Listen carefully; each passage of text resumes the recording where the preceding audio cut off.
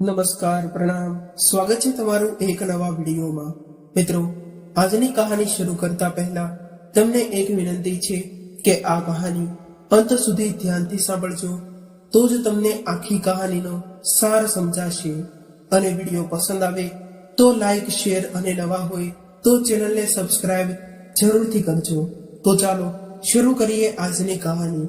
આજે 4 વર્ષ બાદ નરેશ પોતાના દેશ ભારત આવી રહ્યો હતો. નરેશ ભારત આવી રહ્યો છે એવી ખબર પણ એના ઘરને નહોતી આપી, કેમ કે એ તો એના ઘરના સભ્યોને સરપ્રાઈઝ આપવા માંગતો હતો. નરેશ નોકરી માટે અમેરિકા ગયો હતો, પરંતુ આ 4 વર્ષોમાં એ પોતાના કામમાં એટલો બધો વ્યસ્ત થઈ ગયો હતો, એના લીધે ભારત નહોતો આવી શક્યો. એરપોર્ટ પર આવીને નરેશ વિચારવા લાગ્યો કે થોડા દિવસો પહેલા જ મારી પત્ની સાથે વાત થઈ હતી, ત્યારે એણે જણાવ્યું હતું કે માની તબિયત હમણાં સારી નથી રહેતી. કદાચ એને શહેરની હવા માફક નથી આવતી રહી, એટલે થોડા દિવસો માટે ગામડે રહેવા જતા રહ્યા છે અને ત્યાં વિમળા કાકીનું ઘર ભાડે રાખ્યું છે. નરેશ જેટલું બને એટલું જલ્દી એના માતા પિતાને મળવા માંગતો હતો, એટલા માટે નરેશ એરપોર્ટ પર ઉતરીને એની પત્નીને મળ્યા વગર ટેક્સી કરીને સીધો ગામડે જવા નીકળી ગયો. ગામડે જઈને ટેક્સીમાંથી નીચે ઉતર્યો ત્યારે એને ગામની ખુશ્બુ આકર્ષિત કરી રહી હતી. તરત જ એનું બાળપણ એની આંખો સામે કોઈ પિક્ચરની જેમ દેખાવા લાગ્યું અને ઘરે જતી વખતે નરેશ શેરીમાં જે જગ્યાએ બાળપણમાં રમ્યો હતો એ બધી જ જગ્યાઓ ધ્યાનથી જોઈ રહ્યો હતો અને પોતાના માતા પિતા સાથે અહીંયા વિતાવેલી અનમોલ પળોને યાદ કરતો હતો. અને જ્યારે નરેશ વિમળા કાકીના ઘરે પહોંચ્યો એટલે એને જોઈને કાકીના ચહેરા પર મુસ્કુરાહટ આવી ગઈ. ત્યારે નરેશ એને પ્રણામ કરવા લાગ્યો અને પૂછવા લાગ્યો કે કાકી, તમારી તબિયત કેમ છે? ત્યારે વિમળા કાકીએ કહ્યું કે હું તો ઠીક છું બેટા, તમે બધા કેમ છો? આવી રીતે થોડી ઘણી વાતચીત કરીને નરેશ આજુબાજુમાં જોવા લાગ્યો. નરેશની નજર એના માતા પિતાને શોધી રહી હતી. ત્યારે જ વિમળા કાકી કહેવા લાગ્યા કે શું થયું નરેશ, કોને શોધી રહ્યો છો? એટલે નરેશે કહ્યું કે કાકી, મારા માતા પિતા ક્યાં છે? મારે એને જલ્દીથી મળવું છે, એટલે તમે એને બોલાવી આપો ને. નરેશની વાત સાંભળીને વિમળા કાકી હેરાન થઈ ગયા અને કહેવા લાગ્યા કે તું કેવી રીતે વાત કરી રહ્યો છો દીકરા? હું પણ તારી માને નથી મળી એને ઘણા વર્ષો થઈ ગયા છે. આ સાંભળીને નરેશના ચહેરાનો રંગ ઉડી ગયો અને ધીરેથી કહેવા લાગ્યો કે કાકી, મારા માતા પિતા તો અહીં તમારા ઘરે જ રહેતા હતા ને? એટલે કાકીએ કહ્યું કે નહીં નરેશ, તને કોઈ ગેરસમજ થાય છે. તારા માતા પિતા તો ઘણા વર્ષોથી અહીં આવ્યા જ નથી. આ સાંભળીને નરેશ વિચારમાં પડી ગયો અને બહાર નીકળીને નરેશે ગામના અન્ય લોકોને પૂછ્યું, પરંતુ એને એના માતા પિતાની કોઈ ખબર ન હતી. આખરે માતા પિતા ક્યાં હશે આવું વિચારીને નરેશે એની પત્નીને ફોન કર્યો, પરંતુ એની પત્નીનો ફોન સ્વિચ ઓફ આવી રહ્યો હતો, એટલે એની પત્ની સાથે વાત ન કરી શક્યો. આખરે થાકી હારીને નરેશ પાછો ટેક્સીમાં બેસી ગયો અને શહેરમાં આવવા માટે નીકળી ગયો. નરેશને આટલો બધો પરેશાન જોઈને ટેક્સી ડ્રાઈવરે એને પરેશાનીનું કારણ જાણવાની કોશિશ કરી. ત્યારે નરેશે એને બધી વાત જણાવી અને જ્યારે નરેશ શહેરમાં પહોંચ્યો એટલે ટેક્સી ડ્રાઈવરે એક મંદિરની બહાર ગાડી ઊભી રાખી અને કહેવા લાગ્યો કે હે ભાઈ, આ મંદિર ખૂબ જ ચમત્કારિક છે. એવું કહેવાય છે કે આ મંદિરમાં જઈને સાચા મનથી કોઈ પણ માંગો છો તો એ માનતા ભગવાન જરૂર પૂરી કરે છે. ટેક્સી ડ્રાઈવરની વાત સાંભળીને નરેશ પણ મંદિરની અંદર ગયો અને પ્રાર્થના કરવા લાગ્યો. ત્યારબાદ એણે જોયું કે મંદિરના આંગણામાં ઘણી બધી ભીડ હતી, કેમ કે ત્યાં અમુક લોકો પ્રસાદ વહેંચી રહ્યા હતા અને ઘણા બધા ગરીબ લોકો ત્યાંથી પ્રસાદ લઈને ખાઈ રહ્યા હતા. ત્યારે તેની નજર એક વૃદ્ધ વ્યક્તિ પર પડી રહી અને એ વ્યક્તિને મેળા અને ફાટેલા તૂટેલા કપડાં પહેર્યા હતા. તેની દાઢી વધી ગયેલી હતી અને ખૂબ જ મુશ્કેલીથી ચાલી શકતા હતા. એ વ્યક્તિ આ ભીડમાં ઘૂસીને પ્રસાદ લેવાની કોશિશ કરી રહ્યા હતા, પરંતુ કમજોરીને કારણે એ આગળ નહોતા જઈ શકતા. જેમ તેમ કરીને ભીડમાંથી નીકળીને આગળ પ્રસાદ લેવા પહોંચ્યા ત્યાં સુધીમાં તો પ્રસાદ ખતમ થઈ ગયો હતો. એટલે આ વૃદ્ધ વ્યક્તિ નિરાશ થઈને ત્યાં જ બેસી ગયો. આ જોઈને નરેશને આ વૃદ્ધ વ્યક્તિ પર દયા આવી ગઈ, એટલે દોડીને તેની પાસે ગયો અને કહેવા લાગ્યો કે દાદા, તમે પરેશાન ન થાઓ, હું તમારા માટે જમવાનું લઈ આવું છું. આવું કંઈ નહીં. નરેશ જ્યારે જમવાનું લેવા ગયો હતો ત્યારે જ અચાનક ચોંકી ગયો. એને આ વૃદ્ધ વ્યક્તિ માં એની પિતાની ઝલક જોવા મળી. એટલે નરેશ ત્યાં જ ઊભો રહી ગયો અને આ વૃદ્ધ વ્યક્તિ તરફ ધ્યાનથી જોયું તો એને એવું લાગ્યું કે એની આંખો સામે અંધારું છવાઈ ગયું હોય, અને એ જોઈને દંગ રહી ગયો કે આ મેળાપ અને ફાટેલા તૂટેલા કપડાં પહેલા વૃદ્ધ વ્યક્તિ બીજું કોઈ નહીં પરંતુ એના પિતાજી હતા. એની આંખો ચહેરાની અંદર ઘૂસી ગઈ હતી અને શરીર ફક્ત હાડકાનું માળખું રહી ગયું હતું. નરેશને એની આંખો પર વિશ્વાસ નહોતો થઈ રહ્યો. ત્યારે જ નરેશ ધીમેથી કહેવા લાગ્યો કે પિતાજી, તમે અહીંયા અને આવી હાલતમાં શું કરો છો? અને તમારી આવી હાલત કેવી રીતે થઈ ગઈ? તમે લોકો ક્યાં જતા રહ્યા હતા? મેં તમને કેટલી જગ્યાએ શોધવાની કોશિશ કરી પરંતુ ક્યાંય ન મળ્યા. આવું કહીને નરેશ એના પિતાને ભેટી પડ્યો. ત્યારે જ એના પિતાજીએ ગુસ્સાભર્યા અવાજે કહ્યું કે હવે શું કરવા આવ્યો છો મારી પાસે?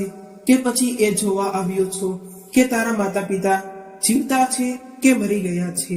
ત્યારે જ નરેશે કહ્યું, નહીં પિતાજી, આવું ન બોલો. અને તમારા બંનેની આવી હાલત વિશે ખબર જ ન હતી. ત્યારે જ એના પિતાજીએ ઘૃણાભરી નજરથી જોઈને કહ્યું કે એવું છે, એમને ચાલો હું માની લઉં કે તમે અમારી આવી હાલત વિશે કંઈ ખબર ન હતી, પરંતુ અમે અહીં આવ્યા તેને 3 મહિના થઈ ગયા છે અને તું તારી પત્નીને રોજ ફોન કરતો હશો ને? ત્યારે તે અમારા વિશે તારી પત્નીને કંઈ પૂછવાની જરૂર ન સમજ્યું. એટલે નરેશે કહ્યું કે એવી વાત નથી પિતાજી, મેં મારી પત્નીને તમારા વિશે ઘણી વાર પૂછ્યું હતું, પરંતુ એણે મને એવું કહ્યું કે માની તબિયત સારી નથી રહેતી અને માને ગામડે રહેવાની ખૂબ જ ઈચ્છા હતી. એટલા માટે એ લોકો ગામડાની શુદ્ધ હવામાં રહેવા માટે ગામડે ગયા છે. મેં તો એને એવું પણ પૂછ્યું હતું કે એ લોકો ગામડે ક્યાં રહેશે, કેમ કે ગામડાનું મકાન તો આપણે પહેલા જ વેચી નાખ્યું હતું. એટલે મારી પત્નીએ મને એવું કહ્યું કે તમે લોકો વિમળા કાકીના મકાનમાં ભાડે પર રહો છો. અને આવી વાતો સાંભળીને મેં મારી પત્ની પર વિશ્વાસ કરી લીધો. એ મારી ભૂલ હતી, મને માફ કરી દો પિતાજી. ત્યારબાદ નરેશ એના પિતાજીના પગ પકડીને માફી માંગવા લાગ્યો અને પૂછવા લાગ્યો કે પિતાજી, મારી માં ક્યાં છે? ત્યારે જ એના પિતાજી નરેશને લઈને એની માં પાસે ગયા, કેમ કે માં મંદિરની બહાર ફૂટપાથ પર એક જૂની ચાદર પાથરીને ભીખ માંગી રહી હતી અને પિતાજીની રાહ જોઈ રહી હતી. માને ભીખ માંગતી જોઈને નરેશની આંખોમાંથી આંસુની ધારા વહેવા લાગી અને રૂંધાયેલા ગળે કહેવા લાગ્યો કે માં. શબ્દ સાંભળીને એની માની આંખો અચાનક નરેશ પર તરફ જોવા લાગી અને તેને જોઈને ગુસ્સો કરીને કહ્યું કે હવે શું કરવા આવ્યો છો મારી પાસે? ત્યારે રડતા રડતા નરેશે એની માને કહ્યું કે માં, તમારા આ નાલાયક દીકરાને બસ એકવાર માફ કરી દો. ભૂલ તો મારી છે કે મારી પત્ની પર આંખો બંધ કરીને મેં વિશ્વાસ કર્યો છે અને એની ઉપર વિશ્વાસ કરીને તમારા બંનેની જવાબદારી મારી પત્નીને સોંપીને હું વિદેશ જતો રહ્યો હતો. પરંતુ મને ખબર ન હતી કે હું જ્યારે તમને મળીશ ત્યારે તમારી આવી હાલત થશે. પરંતુ માં, આજે હું કસમ ખાઉં છું કે તમારી દરેક પરેશાનીનો હિસાબ હું લઈશ. માં, તમે ખુદ વિચારો કે શું તમારો દીકરો નરેશ તમારી સાથે આવું ક્યારેય કરી શકે ખરો? અરે માં, હું તો તને ખબર છે ને કે ભગવાન સમજી રહ્યો હતો, અને જ્યારે મારા ભગવાનની આવી હાલત જોઈને મારા ઉપર શું વીતી રહી છે એ તો હું જાણું છું. આટલું કહીને નરેશ રડતો રડતો એની માને ભેટી પડ્યો. ત્યારબાદ નરેશે માતા પિતાને ટેક્સીમાં બેસાડ્યા અને પહેલા તો એક હોટલમાં લઈને સ્વાદિષ્ટ ભોજન કરાવ્યું. ત્યારબાદ એ જ હોટલમાં માતા પિતાને રહેવા માટે વ્યવસ્થા કરાવી. આલિશાન હોટલ જોઈને માતા પિતા હેરાન રહી ગયા. ત્યારે જ નરેશ કહેવા લાગ્યો કે તમે લોકો અહીં આરામથી બેસો, થોડા સમયમાં જ બધું વ્યવસ્થિત કરીને હું તમને ઘરે લઈ જઈશ. પરંતુ સૌથી પહેલા મને આખી વાત જણાવો કે મારા ગયા બાદ અહીં એવું શું થયું હતું કે જેનાથી તમારી આવી હાલત થઈ ગઈ, અને મને ખબર પડશે કે મારી પત્નીએ મારાથી કઈ કઈ વસ્તુ છુપાવી છે. ત્યારબાદ માતા પિતા કહેવા લાગ્યા કે દીકરા, શું જણાવીએ, પરંતુ તારા ગયા બાદ 4-5 મહિના સુધી તો વહુનો વ્યવહાર ખૂબ જ સારો હતો, અને અમે લોકો તો ખુદને ખૂબ જ નસીબદાર સમજી રહ્યા હતા અને ભગવાનનો આભાર માની રહ્યા હતા કે અમને તારા જેવો દીકરો અને વહુ મળ્યા છે. પરંતુ અમને શું ખબર કે વહુનો આવો સારો વ્યવહાર કેવળ અમને ભ્રમિત કરવા માટે હતો. જ્યારે એને ખબર પડી કે તું હજુ 2 વર્ષો માટે અમેરિકામાં જ રહેવાનો છો, ત્યારબાદ એનો સ્વભાવ એકદમ બદલી ગયો અને આખો દિવસ વહુ એની મમ્મી સાથે ફોન પર વાતો કરતી રહેતી અને ઘરનું બધું જ કામ તારી મા પાસે કરાવતી હતી. બેટા, વહુ અમારી સાથે ખૂબ જ ખરાબ વર્તન કરતી હતી અને કદાચ તારી મા કંઈ બોલે તો ઘરમાં તાંડવ મચાવતી દેતી. એક દિવસ અમે જ્યારે સવારે ઉઠીને જોયું કે વહુ ઘરમાંથી ગાયબ હતી. અમે આખા ઘરમાં તપાસ કરી, પરંતુ વહુ ક્યાંય ન મળી. ત્યારબાદ અમે વહુને ફોન લગાવ્યો, પરંતુ એણે ફોન ન ઉઠાવ્યો. કંઈક અજુગતું થયું હશે એવા ડરથી અમે બંને ડરી રહ્યા હતા. અને બપોરના સમયે જ્યારે એ ઘરે આવી ત્યારે અમને શાંતિ થઈ, પરંતુ અમે જોયું કે તેના હાથમાં એક મોટો બેગ હતો. બેગ જોઈને અમે બંને હેરાન થઈ ગયા અને અમે એને કાંઈ પૂછીએ તેના પહેલા જ એ કહેવા લાગી કે તમે લોકો અત્યારે જ તમારો સામાન રૂમમાંથી બહાર કાઢી નાખો અને સ્ટોર રૂમમાં રાખી દો, અને આજથી તમારે બંનેએ સ્ટોર રૂમમાં જ રહેવાનું છે, કેમ કે આજથી મારી મમ્મી આ ઘરમાં રહેવા આવવાની છે. એટલે અમે વહુને એવું કહ્યું કે આ શું કરી રહ્યા છો વહુ, અમે સ્ટોર રૂમમાં કેવી રીતે સૂઈ શકશું, ત્યાંનો પંખો પણ નથી, અને તારી મમ્મી તો થોડા દિવસ માટે આવતી હશે, એટલે આપણે એમ કરીએ કે તારી મમ્મી રોકાય ત્યાં સુધી તારી સાસુ અને તારી મમ્મી રૂમમાં બેડરૂમમાં સૂઈ જશે અને હું અહીં સ્ટોર રૂમમાં સૂઈ જઈશ. ત્યારે વહુએ કહ્યું કે મેં એવું ક્યારેય કહ્યું કે મારી માં અહીં થોડા દિવસો માટે આવે છે, એની દીકરીનું ઘર છે અને એ અહીં હંમેશ માટે રહેવા આવે છે. અને તમને લોકોને જણાવી દઉં કે જેટલું કહું છું એટલું જ કરો, વહુએ ગુસ્સાભર્યા અવાજે કહ્યું. ત્યારે મેં એવું કહ્યું કે વહુ, તને તો ખબર છે ને કે તારી સાસુની તબિયત સારી નથી રહેતી, એની કમરમાં દુખાવો રહે છે, એનાથી જમીન પર નથી સૂઈ શકાતું. આ સાંભળીને બહુ ગુસ્સે થઈ ગઈ અને કહેવા લાગી કે એ બધું નથી જાણતી અને જલ્દીથી મને રૂમ ખાલી કરી આપો, નહીતર આ ઘરના દરવાજા ખુલ્લાને તમે લોકો તમારી રીતે જ્યાં જવું હોય ત્યાં તમે જઈ શકો છો. વહુની આવી વાત સાંભળીને તારી માને ગુસ્સો આવ્યો અને ગુસ્સો કરીને એણે મને કહ્યું કે તમે જરા નરેશને ફોન કરો તો મારે એની સાથે વાત કરવી છે. અને ત્યારબાદ અમે તને કેટલી વાર ફોન લગાવ્યો, પરંતુ તે એકવાર અમારો ફોન ઉઠાવ્યો પણ જરૂર ન સમજ્યું. આ સાંભળીને નરેશ હેરાન રહી ગયો અને કહેવા લાગ્યો કે પિતાજી, તમે શું કહી રહ્યા છો, મારી પાસે તો તમારો ક્યારેય ફોન નથી આવ્યો. અરે હા, મારો ફોન નંબર બદલી નાખ્યો હતો અને એ વિશે મેં મારી પત્નીને પણ જણાવ્યું હતું, અને એને કહ્યું હતું કે તમને મારો નવો નંબર આપી દે. એટલે પિતાજીએ કહ્યું કે દીકરા, તારી પત્નીએ તો અમને તારો નવો નંબર જ આપ્યો જ નથી, એટલે અમે તો બસ એવું જ વિચારી રહ્યા હતા કે તું પણ બદલાઈ ગયો છો અને તે પણ વૃદ્ધાવસ્થામાં અમારાથી મોઢું ફેરવી લીધું છે.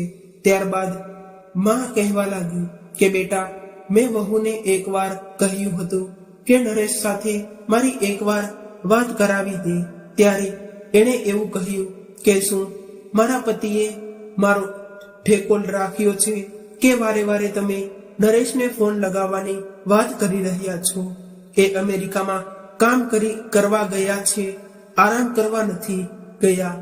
અને આમ પણ એને ખબર છે ને, અને પૂછીને જ હું મારી મમ્મીને અહીં લાવું છું.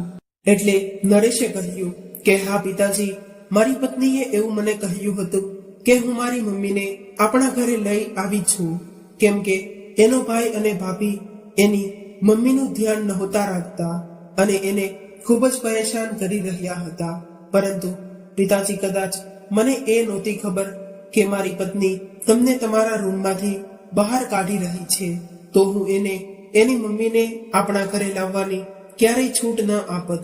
ત્યારબાદ પિતાજી કહેવા લાગ્યા કે બેટા, વહુએ તો અમારી એવી હાલત કરી દીધી હતી કે અમારી પાસે બીજો કોઈ વિકલ્પ ન હતો રહ્યો, અને અમે વિચારી લીધું હતું કે કદાચ 2 સમયનું ભોજન ખાવું હોય તો વહુની વાતો ચૂપચાપ સહન કરવી પડશે. ત્યારબાદ એક દિવસ તારી માને તાવ આવી ગયો અને હું એની સેવામાં હતો, અને આમ પણ આખા ઘરનું કામ તો તારી માં જ કરતી હતી. પરંતુ એ દિવસે વહુએ આવીને કહ્યું કે મારા મામા આવી રહ્યા છે, એટલે માજી તમે સ્વાદિષ્ટ ભોજન બનાવી આપો. એટલે મેં વહુને કહ્યું કે વહુ, કેવી નિર્દય છો તું, કે તને દેખાતું નથી કે તારી સાસુ બીમાર છે? તું તો તેની સેવા નથી કરતી અને ઉલટાવીને આવી હાલતમાં તું એને કામ કરવાનું કહી રહી છો. આ સાંભળીને એની મમ્મી મને કહેવા લાગી કે તમે બહાર જઈને એના માટે દવા લઈ આવો. દવા પી લેશે તો એને રાહત મળી જશે અને કામમાં મન લાગ્યું રહેશે. અને આમ પણ તબિયત સારી હોય કે ન હોય, ઘરનું કામ તો કરવું જ પડે છે. દીકરા, તારી સાસુની આવી વાત સાંભળીને હું હેરાન થઈ ગયો અને મને ગુસ્સો આવી ગયો. એટલે મેં ગુસ્સામાં એવું કહી દીધું કે તમે પણ એક સ્ત્રી છો, એટલે તમે તો મારી પત્નીનું દુઃખ સમજી શકો છો, અને આજે મારી પત્ની ઘરનું કોઈ કામ નથી કરી શકે એમ. ત્યારબાદ વહુ અને એની મમ્મી બંનેએ મળીને મારા પર અત્યાચાર કરવાનું શરૂ કર્યું. વહુએ તો અમને જમવાનું આપવાનું પણ બંધ કરી દીધું હતું. ત્યારબાદ જેમ તેમ કરીને અમે અમારું ખાવાનું જાતે બનાવીને ખાવા મજબૂર હતા, પરંતુ એ પણ વહુને પસંદ ન હતું. ત્યારબાદ એક દિવસ વહુએ ઘરે કીટી પાર્ટી રાખી અને ઘરે વહુની ઘણી બધી સહેલીઓ આવી હતી. એ દિવસે વહુએ અમને કહ્યું કે 15 જણાનું ખાવાનું બનાવવાનું છે, અને તારા પિતાજીને થોડા પૈસા આપીને બજારમાંથી સામાન ખરીદવા મોકલી દીધા અને મને રસોડામાં કામ કરવા લગાડી દીધી. મેં બધું જ જમવાનું તૈયાર કર્યું, એટલે મહેમાનોને પીરસવાનું કામ પણ અમારી પાસે કરાવ્યું. તારી પત્ની અને એની મમ્મી તો મહેમાનોનો સાથે હસી મજાક કરી રહી હતી, અને બીમારીની કારણે તારી માતાને આટલું બધું કામ નહોતું થઈ શકતું. આ જોઈને તારા પિતાજીએ ગુસ્સો આવી ગયો અને એમણે બધું જ ખાવાનું ઢોળી નાખ્યું. આ જોઈને વહુનો ગુસ્સો 7મા આસમાન પર પહોંચી ગયો અને ચિલ્લાઈને કહેવા લાગી કે તમારી આવી હિંમત એ કેવી રીતે થઈ કે મારી સહેલીઓની સામે તમે મારી બેઇજ્જતી કરી દીધી. ત્યારે જ વહુની મમ્મી પણ ગુસ્સો કરીને વહુને કહેવા લાગી કે બેટા, તું આ લોકો પર દયા કરીને ઘરમાં શા માટે રાખી રહી છો? આવા લોકોને તો ઘરમાંથી બહાર કાઢી મૂકવા જોઈએ. ત્યારે વહુએ કહ્યું કે હા મમ્મી, તમે સાચું કહી રહ્યા છો, આને તો હવે ઘરમાંથી બહાર કાઢવા પડશે. ત્યારબાદ વહુએ અમને કહ્યું કે તમે જલ્દીથી તમારો સામાન બાંધીને અહીંથી નીકળી જાઓ. આટલું કહેતા જ માં જોર જોરથી રડવા લાગી અને કહેવા લાગી કે બેટા, તારી પત્નીએ તો બપોરના કાળા તડકામાં અમને ઘરમાંથી બહાર કાઢી મૂક્યા હતા. એવા સમયે અમે લોકો ક્યાંય જઈએ, કેમ કે ગામનું મકાન પણ હવે નહોતું રહ્યું. અમે લોકો તો સડક પર આવી ગયા હતા. મારી તબિયત તો પહેલેથી જ ખરાબ હતી અને આવું અપમાન સહન કરીને તારા પિતાજી પણ બીમાર રહેતા લાગ્યા. આવી હાલતમાં અમે ક્યાં જઈશું અને શું કાંઈ ખાઈશું તે સમજાતું ન હતું. એટલે અમે લોકો આ મંદિરની બહાર આવીને બેસી ગયા. પરંતુ તું અમારી પાસે કેવી રીતે પહોંચ્યો? એટલે નરેશે કહ્યું કે માં, તમને લોકોને ઘરમાંથી કાઢ્યા બાદ મારી પત્નીએ મને ફોન કર્યો હતો કે તમે લોકો તો વિમળા કાકીના ઘરે ગામડે રહેવા ગયા છો, અને તમે લોકો થોડા દિવસ બાદ જ્યારે મેં એને પૂછ્યું કે માં ક્યાં છે, એનો ફોન કેમ નથી લાગી રહ્યો, તો મારી પત્નીએ જણાવ્યું કે તમારો ફોન ઘરે પડ્યો છે અને તમે લોકો ગામડાના લોકો સાથે તીર્થયાત્રામાં ગયા છો, એટલે તમારી સાથે વાત નથી થઈ શકે એમ. એ સમયે તો મને થોડી શંકા થઈ હતી, કેમ કે કદાચ તમે લોકો યાત્રા પર જવાના હોય તો મને કહ્યા વગર તો નથી જવાના, એ મને ખબર હતી. અને મને આ શંકાના લીધે જ હું ફટાફટ મારું કામ પતાવીને કોઈને કહ્યા વગર જ અહીં આવ્યો છું. મને તમારી ખૂબ જ ચિંતા થઈ રહી હતી, એટલે અહીં ભગવાને પ્રાર્થના કરવા આવ્યો હતો. અને તમને લોકોને મને આવી હાલતમાં અહીં મળી ગયા છો, પરંતુ તમે હવે બિલકુલ ચિંતા ન કરતા. હવે મને બધી જ ખબર પડી ગઈ છે અને હવે તમારા ઉપર કરેલા એક એક અત્યાચારોનો બદલો લેવાનો સમય આવી ગયો છે. આવું કહીને નરેશ એના ઘરે જતો રહ્યો. અને જ્યારે ઘરે પહોંચીને જોયું કે એની પત્ની અને સાસુ સોફા પર બેસીને ચા નાસ્તો કરવાનો આનંદ લઈ રહ્યા હતા, ત્યારે જ નરેશ દરવાજા પાછળ ઊભો રહી ગયો અને વાતો સાંભળવા લાગ્યો. એની સાસુ તેની પત્નીને કહી રહી હતી કે તે તારા સાસુ સસરાને અહીંથી બહાર તો કાઢી મૂક્યા છે, પરંતુ તારે એકવાર જોવું જોઈએ કે એ લોકો ક્યાં ગયા છે અને શું કરી રહ્યા છે. ક્યાં કે નરેશને બધી વાત જણાવી દેશે તો આપણું શું થશે? ત્યારે નરેશની પત્નીએ કહ્યું કે અરે માં, તમે કેવી વાતો કરી રહ્યા છો? એની પાસે તો નરેશનો ફોન નંબર પણ નથી, તો એ લોકો કેવી રીતે ફોન કરશે? એટલે તમે ચિંતા ન કરો. અને આમ પણ નરેશ અહીં આવવામાં ઘણો સમય બાકી છે, અને નરેશ અહીં આવશે ત્યાં સુધીમાં તો મારા સાસુ સસરા સ્વર્ગમાં સિદ્ધરી જ ગયા હશે, કેમ કે આવી હાલતમાં એ લોકો કેટલા દિવસ જીવિત રહી શકશે. ત્યારે જ નરેશ અચાનક તેની અંદર આવ્યો અને તેને અચાનક ઘરે આવેલો જોઈને તેની પત્નીના હોશ ઉડી ગયા. નરેશને ઘરે આવેલો જોઈને તેની પત્ની અને સાસુના મનમાં ને મનમાં વિચારી રહી હતી કે ક્યાંક નરેશે અમારી વાતો સાંભળી ન હોત ને. ત્યારે જ નરેશે હસીને કહ્યું કે જોયું ને, હેરાન થઈ ગયાની મને જોઈને હું તમને સરપ્રાઈઝ આપવા માંગતો હતો, એટલા માટે તમને કહ્યા વગર જ અહીં આવી ગયો છું.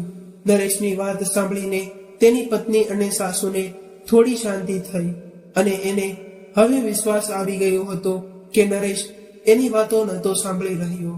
થોડી વાર બાદ આરામ કર્યા બાદ નરેશે એની પત્નીને કહ્યું કે એક ખુશ ખબર છે, અને એ છે કે હવે હું તને પણ મારી સાથે વિદેશ લઈ જવાનો છું. મેં તારા વિઝા કરાવી લીધા છે અને આપણે 2 દિવસ બાદ અમેરિકા જવાના નીકળી જઈશું. અને પિતાજી તો તીર્થયાત્રા પર જતા રહ્યા છે, એટલે એ અત્યારે સાથે નહીં આવી શકે. અને જ્યારે એ લોકો આવી જશે તો હું એની સાથે વાત કરીને એને અહીં રહેવાની વ્યવસ્થા કરાવી દઈશ. એટલે હવે તું જલ્દીથી પેકિંગ કરવાનું શરૂ કરી દે.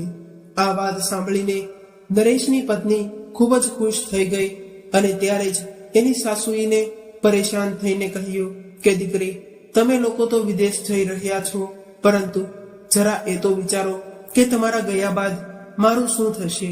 નરેશની પત્નીએ કહ્યું કે જુઓ માં, મેં આટલા દિવસ સુધી તમને અહીં રાખીને તમારી સેવા કરી છે, અને હવે તમે ભાઈ ભાભી સાથે પાસે પાછા જતા રહો અને એની પાસે માફી માંગી લેજો, કેમ કે તમારા કારણે હું વિદેશમાં જવાનું તો નહીં છોડી શકું. દીકરાના મોઢેથી આવી વાત સાંભળીને એની મમ્મી હેરાન થઈ ગઈ અને બીજા દિવસે જ તેની મમ્મીને એના ઘરેથી વિદાય લઈ દેવડાવી દીધી અને ખુશ થઈને વિદેશ જવાની તૈયારી કરવા લાગી. અને જે દિવસે એની ફ્લાઇટ હતી તે દિવસે જ નરેશે એની પત્નીને ફ્લાઇટમાં બેસાડીને કહ્યું કે તું અહીં થોડી વાર બેસ, હું 2 મિનિટમાં આવું છું. પરંતુ જ્યારે વિમાન ઉડવાનો સમય થયો ત્યાં સુધીમાં નરેશ પાછો ન આવ્યો. એટલે એની પત્નીએ ગભરાઈને બેગમાંથી ફોન કાઢ્યો. ત્યારે જ એણે જોયું કે ફોન પાસે એક ચિઠ્ઠી લખેલી હતી. એટલે કે આ ચિઠ્ઠીમાં વાંચવા લાગી અને એમાં લખ્યું હતું કે તું એકલી વિદેશમાં જા અને ત્યાં જઈને ખૂબ જ મજા કરજે. હવે તને ખબર પડશે કે કોઈ પણ વ્યક્તિને એકલા અને બેસહારા છોડી મૂકી દેવાનું દુઃખ કેવું હોય છે. તે મારા માતા પિતાને ઘરમાંથી ધક્કા મારીને બહાર કાઢ્યા હતા, એને જ્યાં ત્યાં ભટકવા માટે મજબૂર કર્યા હતા, એને લોહીના આંસુએ રડાવ્યા હતા. એટલે હવે તું વિદેશમાં જઈને ભીખ માંગજે અને જ્યારે ભીખ માંગીને પૈસા ભેગા કરી થઈ જાય તો પાછી આવતી રહે છે અને અહીં આવીને તારી માં સાથે જ રહેજે, કેમ કે મારો તારી સાથે કોઈ સંબંધ નથી રહ્યો. નરેશની પત્ની આ ચિઠ્ઠી વાંચી રહી હતી ત્યાં તો ઊંચી ઉડી ચૂકી હતી. વિમાન ઉડવાની સાથે સાથે એને એવો અહેસાસ થયો કે જાણે એનો જીવ નીકળી રહ્યો હોય.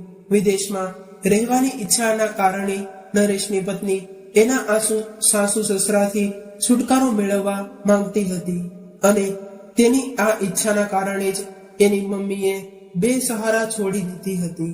અને આજે નરેશની પત્ની વિદેશમાં જ્યાં ત્યાં ભટકી રહી હતી અને પોતાના કરેલા કર્મો પર પસ્તાવો કરી રહી હતી, કેમ કે આજે એણે ખુદ બનાવેલી જાળમાં ખુદ ફસાઈ ગઈ હતી. ત્યારબાદ નરેશે એક આલિશાન ફ્લેટ ખરીદ્યો અને એના માતા પિતાને હોટલમાંથી સીધો જ એ નવા ફ્લેટમાં લાવ્યો અને કહ્યું કે માં, આજે તમારા વિવાહની 50મી વર્ષગાંઠ છે અને આ ફ્લેટમાં હું તમને ઉપહારમાં આપું છું. હવે તમને આ ઘરમાંથી કોઈ બહાર નહીં કાઢી શકે, કેમ કે આ ઘર તમારા નામે છે. દીકરો આવું પ્રેમ જોઈને માતા પિતાની આંખો આંસુમાં આવી ગઈ અને કહેવા લાગ્યા કે દીકરા, અમને માફ કરજે, કેમ કે અમે તને ખોટો સમજી રહ્યા હતા. થોડા સમય બાદ નરેશના ફોનમાં એની પત્નીનો ફોન આવ્યો, પરંતુ નરેશે એનો ફોન કાપી નાખ્યો. ત્યારબાદ ઘણી વખત એના ફોન આવ્યા કરતા, પરંતુ નરેશ કાપતો રહ્યો. ત્યારે એના પિતાને નરેશને બધી જ વાત જણાવી દીધી કે કેવી રીતે મેં મારી પત્નીને એના કર્મોની સજા આપી છે. થોડી વાર બાદ ફરીથી એની પત્નીનો ફોન આવ્યો એટલે પિતાજીએ ફોન ઉઠાવ્યો. એટલે વહુ રડતી રડતી કહેવા લાગી કે પિતાજી, મને માફ કરી દો, મેં તમારી સાથે ખૂબ જ ખરાબ વર્તન કર્યું છે અને એટલે જ નરેશે મને એકલી છોડી મૂકી છે. હવે તમે મને તે સમજાવી શકો છો? પિતાજી, હું વચન આપું છું કે આજ પછી તમને લોકોને કોઈ તકલીફ નહીં થવા દઉં. આવી હાલત જોઈને માતા પિતાનું દિલ પીગળી ગયું. એટલે એણે નરેશને કહીને વહુને આવવાની વ્યવસ્થા કરાવી. 2 દિવસ બાદ વહુ ઘરે પહોંચી ગઈ અને પોતાના સાસુ સસરાના પગમાં પડીને માફી માંગવા લાગી અને ત્યારબાદ વહુ એના સાસુ સસરાની ખૂબ સેવા કરવા લાગી.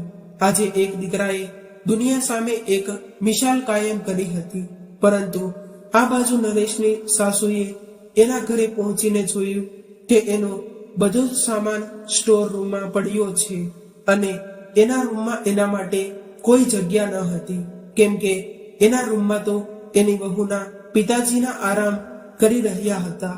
તો મિત્રો, આજની કહાની તમને કેવી લાગી કોમેન્ટ બોક્સમાં જરૂર જણાવજો અને પસંદ આવી હોય તો વિડીયોને લાઈક, શેર અને નવા હોય તો ચેનલને જરૂરથી સબસ્ક્રાઇબ કરજો.